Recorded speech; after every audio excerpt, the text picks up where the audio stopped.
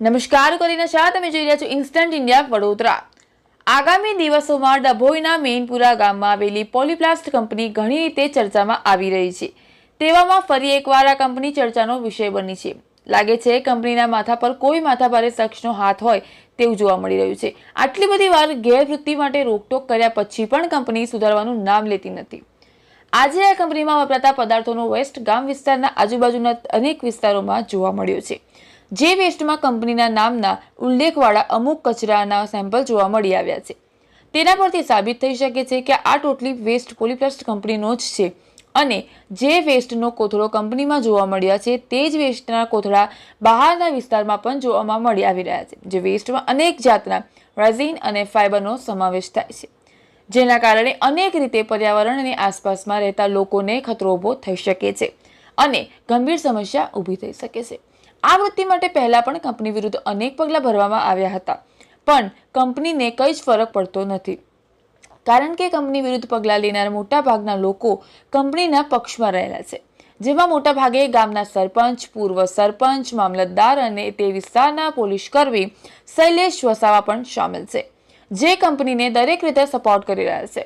આ બાબત અંગે ગામના સરપંચ અને પૂર્વ સરપંચને પણ અનેકવાર ટકોર કરવામાં આવી છે કે આ વિરુદ્ધ કંઈ પગલાં લે, પણ દરેક સમયે તેઓ કંપનીનો પક્ષ લેતા જોવા મળ્યા છે અને સરપંચ તરફથી પણ એમ કહેવામાં આવે છે કે આ અંગે તેઓએ તે વિસ્તારની દરેક નાની મોટી કંપનીમાં નોટિસ આપી છે, પણ હકીકતમાં તે કાર્ય થયું કે નહીં તો રામ જ જાણે।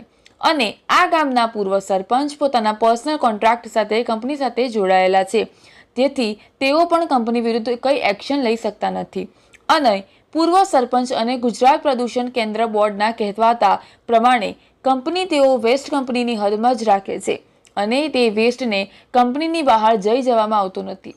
તેથી એમ સવાલ ઊભો થાય છે કે આ કંપની 2016થી કાર્યરત છે, તો શું આટલા વર્ષોથી કંપનીમાં વેસ્ટ જમા જ થઈ રહ્યો છે?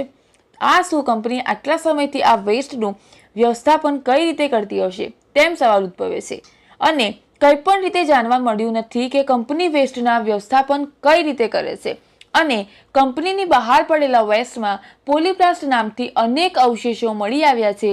તે પરથી સંપૂર્ણપણે સાબિત થાય છે કે આ બધો વેસ્ટ પોલીપ્લાસ્ટ કંપનીનો જ છે, પણ સવાલ એમ થાય છે કે તે પૂર્વ સરપંચ જીપીસીબીના કહેવા મુજબ કંપનીની વેસ્ટ કંપનીની હદમાં જઈ રહે છે, તો બહારના વિસ્તારમાં આ વેસ્ટ આવ્યો ક્યાંથી અને કંપની તેઓના વેસ્ટનું વ્યવસ્થાપન કઈ રીતે કરે છે તે અંગે કંઈ પણ જવાબ મળ્યા નથી।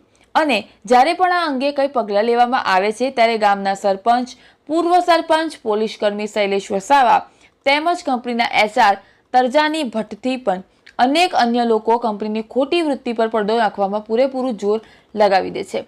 પહેલા પણ કંપની દ્વારા તેઓના વેસ્ટનો નિકાલ પાણી મારફતે કે ગૌચર જમીનમાં કરવામાં આવ્યો છે। તે ઉપરાંત તે વેસ્ટને કેટલી વાર મોટી મોટી ગાડીઓમાં ભરીને આજુબાજુના વિસ્તારમાં ગૌચર જમીનોમાં નાખવામાં આવ્યો છે। તે પર્યાવરણ માટે ખૂબ જ ભયજનક છે। તો શું આ ખોટી વૃત્તિ ક્યાં સુધી લાજમી છે તે એક વિચારવાનું યોગ્ય બાબત છે। રિપોર્ટર ભરત શાહ।